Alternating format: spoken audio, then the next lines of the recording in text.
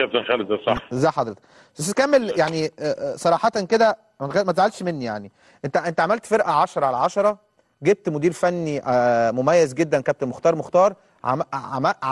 يعني عملت نتائج كويسه جدا ما حصلتش من سنين، ان كان دايما المصري بيصارع من اجل البقاء. فوجئ الرأي العام بإقالة كابتن مختار بسبب الهزيمة من نادي سموحة، رأيك؟ هو مش إقالة، يعني مش عاوز أقول إقالة، أنا عاوز أقول إنها يعني في تفاهم بينهم وبين بعض مع الكابتن مختار، وده كان بالتراضي بين الطرفين. يعني الموضوع مش بهدوء جدا، يعني لأسباب يعني للطرفين. يعني كانت أحسن حاجة إن ننهي العلاقة في الوقت ده لمصلحة الطرفين، ما فيش أي مشاكل خالص يعني. استاذ كامل، ما هو بدليل حضرتك هتديله الشرط الجزائي يعني الإقالة. لا ما فيش حاجه اسمها شرط جزائي خالص. كابتن مختار راجل محترم جدا. اول حاجه العدل في شرط جزائي. مش في شهرين بين شرط جزائي؟ لا يعني ده لما واحد بنقول شهرين، لا ما فيش حاجه اسمها شهرين شرط جزائي ابدا. يعني مفيش دفع شرط جزائي للكابتن مختار؟ لا راجل محترم جدا، واتفقنا يا جماعه ده بدون يعني اقل من مكالمه بتاعتنا لحد دلوقتي. يعني الموضوع كان بسيط جدا طيب هل بسبب الهزيمه من سموحه يعني، ولا لان كابتن مختار كان عامل ماتش كبير جدا ضد الزمالك، وحتى انت عملت مكافاه اجاده للعيبه لان هم اجادوا في المباراه؟ انا عاوز اوضح دي بالذات. اتفضل. مين مجنون رئيس نادي يعمل لفريق مهزوم مكافاه؟ فالشخص اللي بيقول اللي قال هذا الكلام طبعا ده شخص غير مسؤول، يعني عيب جدا ان يطلع يقول ده رئيس النادي ادى مكافاه اجاده على ايه؟ على هزيمه؟ لا انا قلت بس ممكن تكون اجاده على اداء، يعني عارف ايه يعني. لا اطلاقا اطلاقا لم يحدث هذا اطلاقا. بالعكس احنا اخذنا قرار في مباراة حرس الحدود بخصم 5000 جنيه على كل واحد، واخذنا قرار على مباراة سموحة امبارح 5000 جنيه على كل واحد. طيب عندنا الثواب والعقاب موجود، يعني عيب جدا. لا انا بحب اوضح دي، سمعتها اتفضل يا بعض الاصدقاء ان في احد الساده الافاضل الرياضيين قال ان احنا مش ممكن ان احنا ندوم اجاده على وخدوا 10000 جنيه وكلام، يعني كلام مش صح من ده. ليه؟ يعني احنا دي اداره، احنا عندنا اداره محترمه جدا بتعرف ايه الصح والغلط. هذا لم يحدث اطلاقا. تمام. وتقريبا الكابتن ابراهيم يوسف اللي قال الكلام ده؟ انا على حسب معلوماتي كابتن مسؤول هذا الكلام، لكن مش عارف اجيب المعلومات دي منين. فارجو في المستقبل يكون في تدقيق في المعلومات، اللي دي بتعمل صوره سيئه جدا لنا بالذات. طيب استاذ كامل، دلوقتي كان كل الجرايد كاتبه كابرال، وانا على علم ان هو طلب 50,000 دولار في الشهر، وطبعا قلت له هنبقى نرد عليك، طبعا مبلغ مبالغ فيه، وان هو عايز الجهاز الفني هو اللي يحدده، وعايز 6 شهور مؤقت. الكلام ده مش صح برضه اطلاقا، يعني الكلام ده مش صح. يعني ما كانش كابرال خالص؟ كابتن خالد يعني كان في تفكير في كابرال زي ما كان في تفكير من كابتن حسام. كابتن حسام هو كان بالنسبه لي اول الناس المرشحين لهذا كابتن حسام البدري.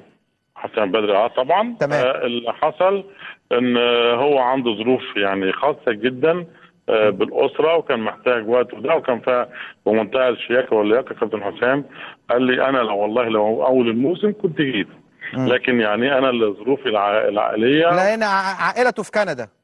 بالظبط، فانا بعتذر. والراجل يعني طب هل هو رشح لك كابتن علاء ميهوب؟ يعني قال لك كابتن علاء ميهوب ممكن يكون متواجد مع حضرتك؟ لا اطلاقا. طب حضرتك بس كابتن علاء ميهوب اصبح المدرب العام المدير الفني ولا المدرب العام؟ لا هو دلوقتي عشان الخبر يكون مظبوط، وانا بقول هذا الكلام تمام، علشان الكلام يكون واضح جدا. لان انا سمعت اشاعات كتيره جدا بعد الظهر، وانا بوضح النقط كالاتي. الكابتن علاء ميهوب مع كابتن طارق الصاوي الاثنين مدربين عام للنادي المصري. تمام. والاثنين هيتولوا المسؤوليه. تمام. ماتش المقاولين اللي جاي. وماتش المقاولين اللي جاي عقبال ما تجيب مدير فني اجنبي. علشان نقعد نفكر ونشوف، لان انا مش عاوز اجيب واحد مع القهوه. تمام صح. اجيب واحد على مستوى كويس جدا، واعتقد النادي الاهلي عمل هذا الكلام بالظبط. على النادي الاهلي قال لك كابتن زيزو للدور الاول. قعدنا بين حسن الساوي بعد جدا في ما كنتش معلش اولا يعني اول وتاني مين اللي هيحط التشكيل، مين اللي يعني في ماتش المقاولين اللي جاي، يعني لازم يكون في رجل اول ورجل ثاني، ولا ايه رايك؟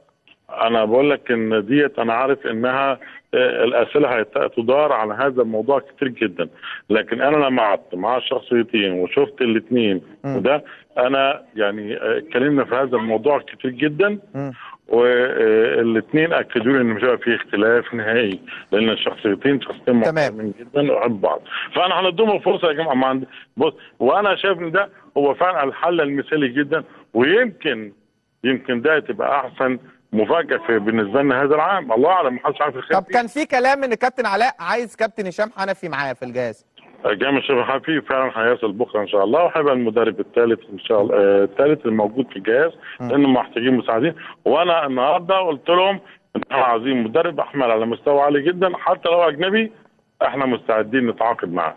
يعني كل الامور هنوفرها لهم ان شاء الله، لكن الخبر اللي فعلا اللي عمل لي ارتياح كبير جدا للحل المؤقت حاليا هو ان جميع اللاعبين اتصلوا بيا النهارده وفرحانين جدا جدا، انهم يعرفوا كويس جدا كابتن علاء ميهوب من قبل. طارق الصاوي معاهم، طارق الصاوي كان مش فرحانين ان الكابتن مختار مشي يعني. لا انا ما قلتش هذا الكلام، مش هذا كان كلام واضح جدا بوجود الكابتن علاء ميهوب، لان احكي لك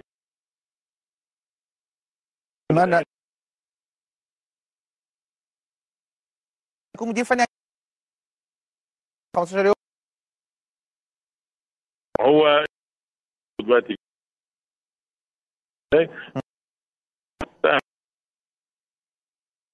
يجيب واحد يكون فعلا يعني يكون هيكون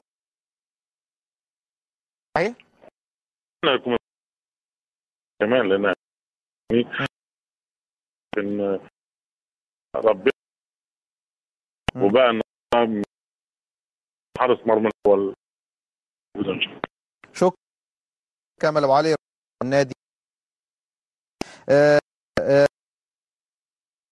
ما بيروحش التدريب 4 ايام غايب عن التدريبات، الله يكون في عون مصطفى جعفر. انا اعتقد ان هو بيمر بحاله نفسيه سيئه جدا. انتوا عارفين ان من شهور فاتت زوجته توفت وهي بتخلف، زوجته توفت وهي بتخلف، فالراجل يعني اكيد ذهنه مشتت تماما تماما تماما. نتمنى له يا رب يخرج من اللي هو فيه. وانتوا عارفين ان هو معروض للبيع